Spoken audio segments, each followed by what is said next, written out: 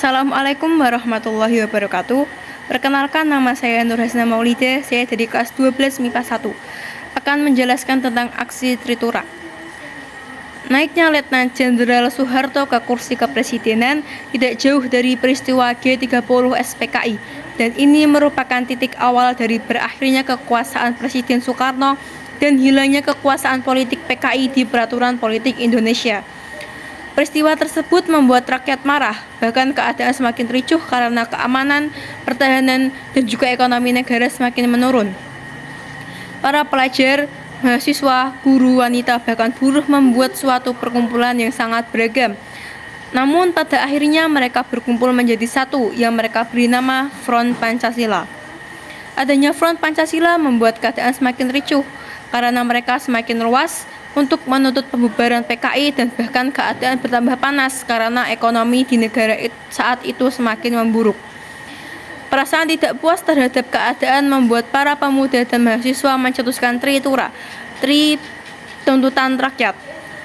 Pada tanggal 12 Januari tahun 1966 dipelopori oleh kami dan KAPI atau KAPPI dalam Front Pancasila mendatangi gedung DPR untuk menuntut 3 hal, yaitu pembubaran PKI, pembersihan kabinet dari unsur G30 SPKI, dan juga perbaikan ekonomi.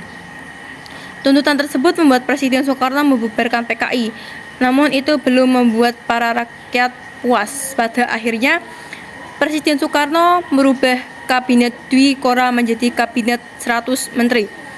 Namun pada saat pelantikan Kabinet 100 Menteri, para mahasiswa dan para pemuda memenuhi akses jalan menuju Istana Merdeka dan dihalangi oleh pasukan Cakrabirawa yang menimbulkan bentrok antar pasukan Cakrabirawa dan juga para demonstran. Pada akhirnya kami dibubarkan oleh Soekarno, dan itu membuat kami protes dan kami merubah nama menjadi KAPI atau KAPI. Pada tanggal 8 Maret 1966, para pelajar dan mahasiswa mengobrak-ngabrik gedung Departemen Luar Negeri, dan mereka juga membakar kantor berita Republik Rakyat Cina. Gerakan ini membuat Presiden Soekarno marah, dan Presiden Soekarno mengeluarkan perintah harian agar seluruh bangsa waspada terhadap usaha-usaha untuk membelokkan jalan revolusi. Assalamualaikum warahmatullahi wabarakatuh. Perkenalkan, nama saya Nur Hasna Maulida, saya dari kelas 12 MIPA 1. Saya di sini akan menjelaskan tentang aksi Tritura. Naiknya Letnan Jenderal Soeharto ke kursi kepresidenan tidak jauh dari peristiwa G30 SPKI, dan ini merupakan titik awal dari berakhirnya kekuasaan Presiden Soekarno dan hilangnya kekuasaan politik PKI di percaturan politik Indonesia. Peristiwa tersebut membuat rakyat marah, bahkan keadaan negara saat itu semakin ricuh karena keamanan, pertahanan, dan juga ekonomi semakin menurun. Para pelajar, mahasiswa, guru, wanita, bahkan buruh membuat suatu perkumpulan yang sangat beragam, dan pada akhirnya mereka berkumpul menjadi satu, dan mereka menamai perkumpulan itu dengan nama Front Pancasila. Adanya Front Pancasila membuat keadaan semakin ricuh karena mereka semakin luas dan mudah dan semakin kuat untuk menuntut pembubaran PKI. Bahkan keadaan semakin panas karena ekonomi semakin memburuk pada saat itu. Perasaan tidak puas terhadap keadaan tersebut membuat para pemuda dan mahasiswa mencetuskan Tritura atau Tri Tuntutan Rakyat. Pada tanggal 12 Januari tahun 1966 dipelopori oleh kami dan KAPPI dalam Front Pancasila mendatangi gedung DPR untuk menuntut 3 hal, yaitu pembubaran PKI, pembersihan kabinet dari unsur G30 SPKI, dan terakhir perbaikan ekonomi di negara saat itu.